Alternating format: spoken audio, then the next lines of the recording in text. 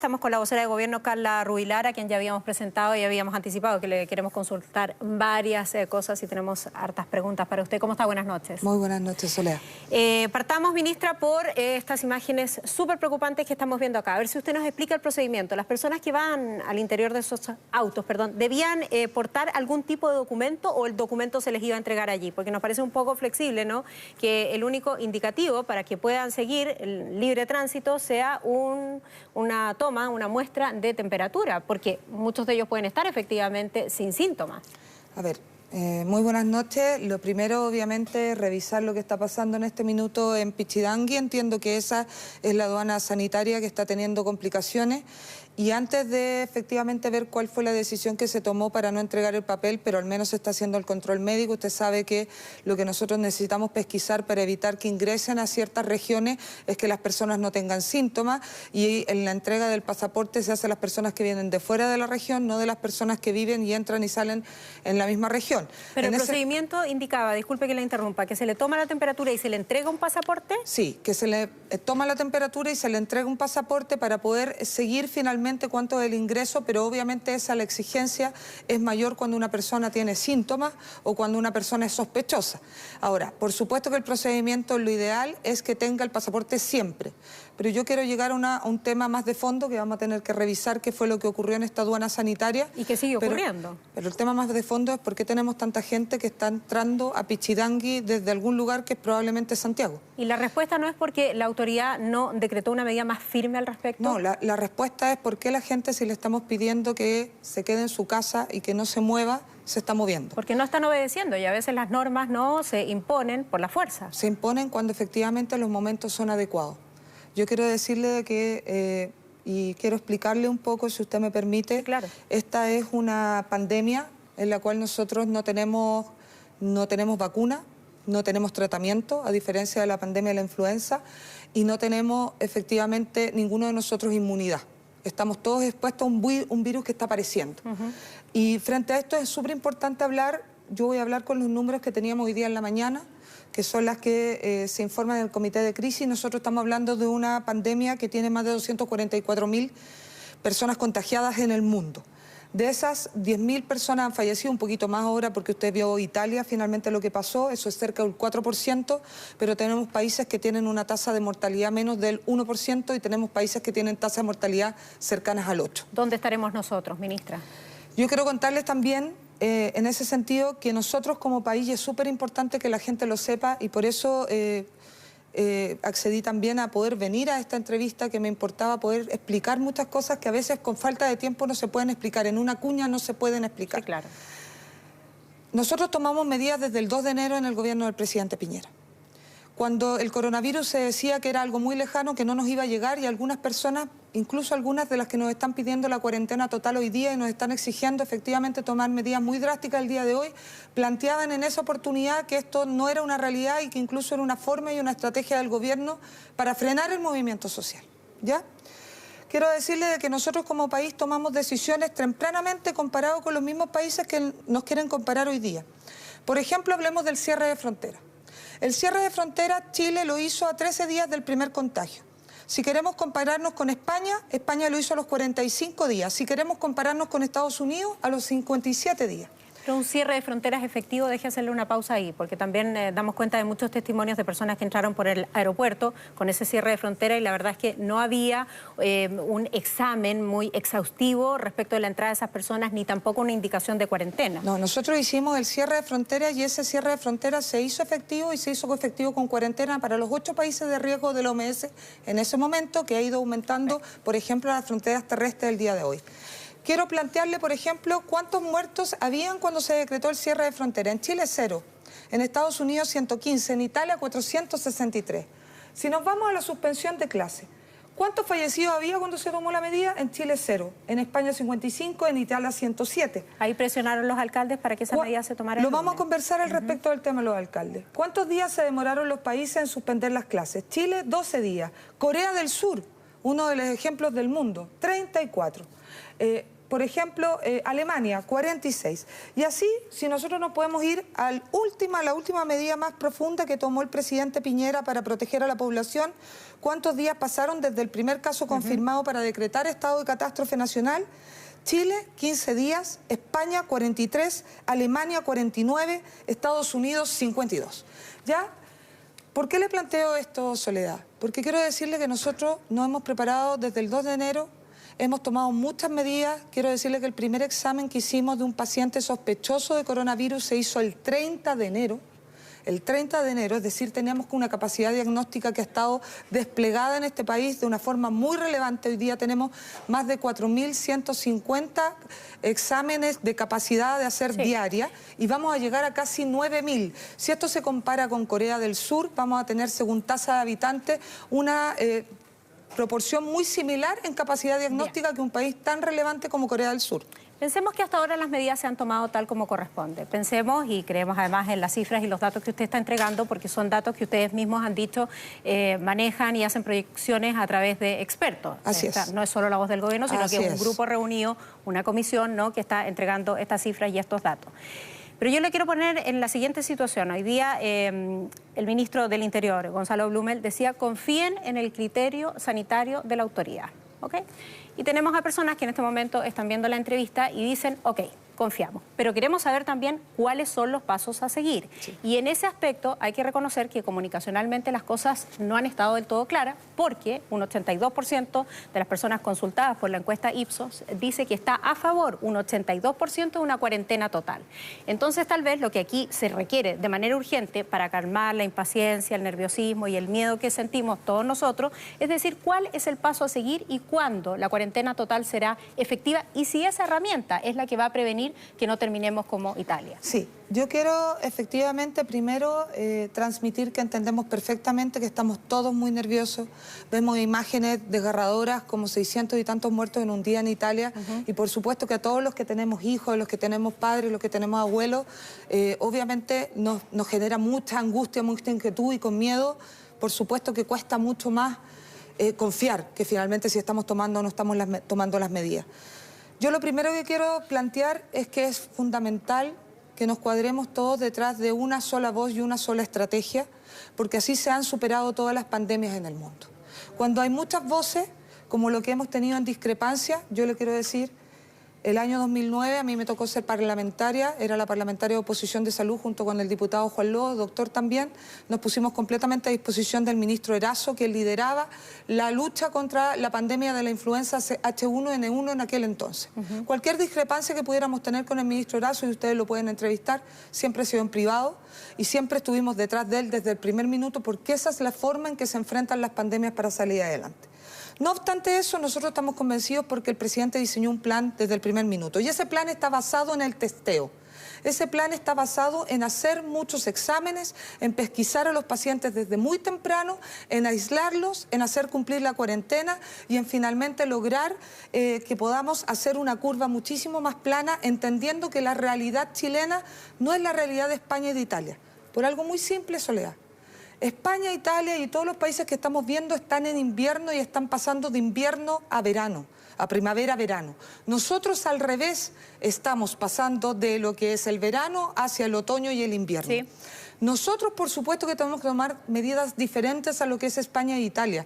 Probablemente haber enfrentado esta epidemia, esta pandemia hoy día en invierno para Italia y para España fue muy complejo. Lo entiendo. Por lo tanto, la cuarentena total no es la solución en este momento. Eso es lo que quieren explicar, sí. Pero ¿cuándo va a ser esa solución? Queremos explicar que lo que hemos ido haciendo es, primero, hacer mucho testeo. Cuando nos comparan, y yo he visto mucha noticia falsa, Soledad, y yo quiero transmitirle primero, cuando nos comparan, por ejemplo, con otros países diciendo que tenemos más contagiados que otros países de la región de América del Sur. Por supuesto que sí. Porque testeamos más, porque diagnosticamos más y porque otros países han tomado decisiones legítimas como decir no tengo capacidad diagnóstica y por lo tanto no voy a testear y no voy a tener casos identificados. Hay consenso entre los especialistas en ese punto. ¿Ya? Creo que no es un punto a discutir. Es que es un punto extremadamente importante que la gente lo entienda, porque ponen una suerte de, como podríamos decir, gráficos comparándonos con otros países de la región. Y eso es porque nosotros hacemos más diagnósticos. Ministra, lo que tenemos que evitar aquí a toda costa, creo yo, ¿no?, de mi humilde opinión, es lo que sucedió hoy día. Es decir, que los alcaldes que están muy cercanos a los vecinos, que la verdad es que han tenido un rol preponderante, además, a propósito del estallido social, que conocen y saben cuáles son las preocupaciones, entren en una disputa además pública con el gobierno. De todas maneras, Soledad, y mire, yo soy una gran admiradora de los alcaldes. Fui intendente de la región metropolitana y todos mis alcaldes de oficialismo y oposición pueden referirse al respecto de la muy buena relación que siempre tuvimos y la muy buena coordinación que siempre tuvimos. Porque ellos son los más cercanos a la gente, de todas maneras. ¿Los escucharon hoy día entonces? Entonces, pero espérenme un poquito. Al respecto de la suspensión de clase, el gobierno del presidente Piñera quería suspender clase. La diferencia que tenía con los alcaldes era de que quería 2 o 3 días más para poder vacunar a los niños en los colegios, poder coordinar la entrega de alimentos cuando se suspendieran las clases y efectivamente coordinar la educación online porque había que enseñar el uso de la plataforma, había que ver qué niños no tenían el sistema para poder recibirla, capacitar a los profesores y otras cosas operativas. Cuando los alcaldes tomaron la decisión, porque son los sostenedores y la pueden tomar, el presidente decidió coordinarse con ellos para que no hubiera diferencia entre los colegios municipales, los particulares subvencionados y los privados, generando desconcierto en la población. Pero no es que el gobierno hubiese decidido no suspender, sino que quería 2 o 3 días más. Como los alcaldes habían tomado esta decisión, nos allanamos para ordenar, pero ¿qué pasó? Tuvimos un día lunes con un colapso de influenza porque con falta de información y falta de coordinación, los niños que estaban suspendidos en los colegios, las mamás los llevaron a vacunarse al centro de salud, impidiendo que los adultos mayores pudieran vacunarse de forma expedita, que era lo que queríamos. Ok, pero lo que pareciera ser es que tras la reunión no se logran aunar los criterios, porque nosotros estuvimos conversando recién con el alcalde de Puente Alto, Germán Codina, usted lo vio, escuchó también sus declaraciones y claramente ahí hay un disenso, o sea, están en posiciones extremas. No, yo no creo que estemos en posiciones extremas con los alcaldes, muy por el contrario, yo creo que aquí lo que ha faltado es que entendamos que aquí un alcalde no puede tomar una decisión por muy bien intencionada que sea de forma sanitaria aislada. Nosotros no vivimos aislados en una comuna, esto es lo que nos pasa habitual en el desarrollo de las regiones, cuando decimos que yo tomo una decisión y cruzo la calle y otra comuna tiene otra decisión, como si no viviéramos en una misma región y en un mismo país. Yo quiero plantearle de que hoy día el tema de la cuarentena total no es la mejor decisión. ¿Por qué? Primero, porque nosotros tenemos un virus que va a durar muchos años. Cuando se declara una pandemia, las pandemias duran muchos años. El coronavirus va a estar muchos años con nosotros. Es probable que en 6, 7, 8 años, dependiendo de cuánto tiempo esté el coronavirus conviviendo con nosotros, lleguemos a contagiarnos el 60 al 70% de la población. Yo esto lo expliqué en otro canal, me titularon que el 70% de la población se iba a enfermar en un año, cuando yo nunca dije eso. Dije que en el transcurso de muchos años, probablemente todos nos íbamos a ir avanzando un contagio. ¿Se entiende? Lo que va a pasar aquí es que como nos vamos a ir contagiando, lo que necesitamos es que esta curva sea lo más plana posible. ¿Por qué, Soledad? Porque necesitamos que el porcentaje de pacientes que requiere ventilación mecánica, que requiere cama crítica, finalmente nos llegue todo junto a atenderse en el sistema público y privado de salud que van a actuar en esta oportunidad por el estado de catástrofe que decretó el presidente como un solo conjunto. ¿Qué significa eso? Que un paciente FONASA A, el más vulnerable, puede perfectamente terminar atendiéndose en una cama crítica de la Clínica Las Condes, porque estamos en un estado de catástrofe que permite hacer eso. Claro. Entonces, en ese entendido, ¿qué es lo que la ciudadanía tiene que entender? Nosotros necesitamos ir apagando las ciudades con respaldo epidemiológico, con nuestro comité de expertos, que es lo que ha enfrentado la pandemia, todas las pandemias hacia atrás, que son tan colegiados del Colegio Médico como la presidenta y por lo tanto finalmente la opinión de la presidenta es la opinión de algunos médicos, pero tenemos otros expertos que han manejado pandemias, que tienen otras opiniones y que son tan colegiados como la presidenta. Y eso es súper relevante que la ciudadanía lo sepa, porque tenemos expertos que nos avalan en las decisiones que hemos tomado. Tanto es así que yo he hablado en forma constante, el ministro Manalis también, con el encargado de la OPS, para América Latina, quien mantiene que nosotros debemos ir haciendo una suerte de apagón gradual de las ciudades, acercándonos lo más posible al invierno, porque una cuarentena de 10 semanas, que es lo que nos queda, que dura el virus en su forma activa, potente, porque el virus va a durar muchos años, como le expliqué anteriormente, 10 semanas de cuarentena total no es ni sanitariamente posible, ni tampoco económicamente posible,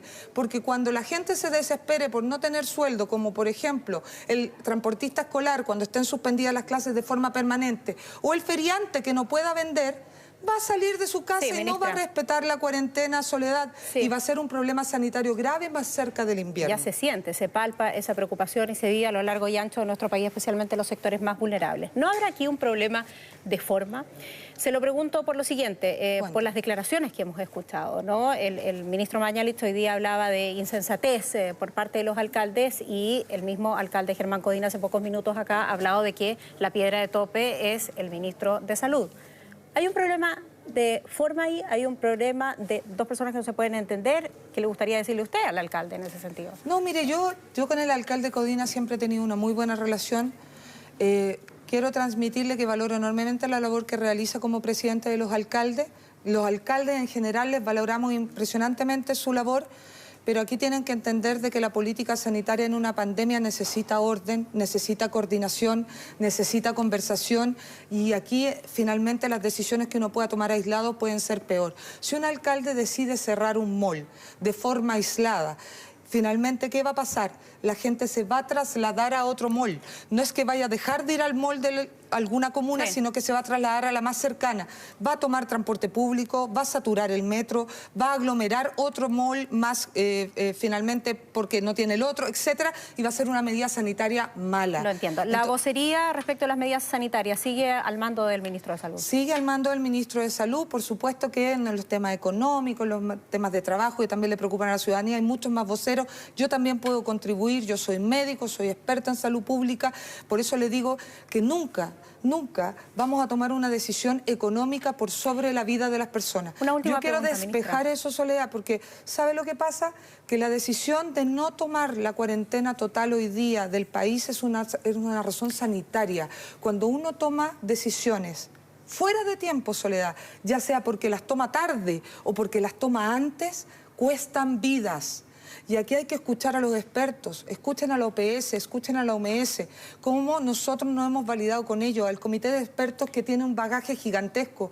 Cuando se cuestionan los números y los datos, ¿sabe qué? Epidemiología en el MinSal es el gran reducto que siempre se ha mantenido independiente de los gobiernos de turno, porque la estadística y la epidemiología tiene que ser algo muy serio, algo que siempre esté validado. Por lo tanto, cuidemos el sistema que tanto nos ha costado construir durante muchos años. Y como esto es tan serio, y usted a lo mejor pudo ver la nota que presentamos nosotros de la situación de los adultos mayores, ¿no? De cómo ellos están expuestos en estas filas, de qué es lo que está sucediendo. Esperamos también que haya medidas respecto de poder llevarle alimentos y medicamentos hasta sus casas. Pero pensando en ello y sumando eso, cruzando eso con la irresponsabilidad que estamos viendo hoy en las calles, la pregunta es la que le hacía antes. Si es que las personas no entienden, o hay que castigarlas o hay que obligarlas a que entiendan. Entonces ahí sí, me imagino que este estado de catástrofe entrega al gobierno y a ustedes facultades para establecer normas claras, como por ejemplo que no se puede circular o no se puede entrar a un determinado lugar y que la gente no puede estarse trasladando como lo está haciendo ahora a la playa o comiendo en un restaurante. Pero eso tiene que ir desde la obligación, porque desde el criterio es como que sigamos condenando la violencia y seguimos en una retórica donde no se obedece y por lo tanto no hay resultado. Mire, nosotros como gobierno vamos a ir tomando todas las medidas y por eso finalmente cerramos fronteras, suspendimos clases, decretamos estado de catástrofe, hemos cerrado mall, hemos cerrado hoy día cines, gimnasios, teatros, restaurantes, etcétera, porque estamos evitando las aglomeraciones. Los lugares no son el problema, Soledad. No es el supermercado el problema, no es la farmacia el problema, es la aglomeración que finalmente pone en riesgo a las personas.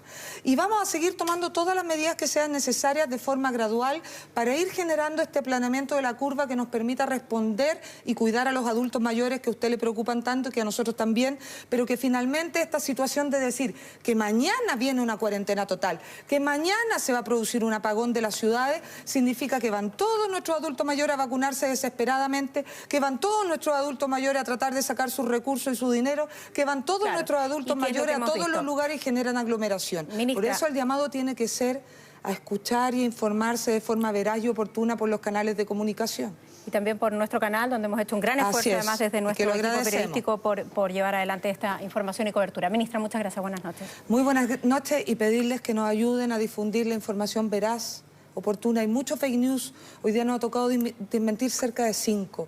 Les pedimos por favor, que entiendan que de esto salimos todos juntos o no salimos. Gracias, ministra. Buenas noches. Muchísimas gracias.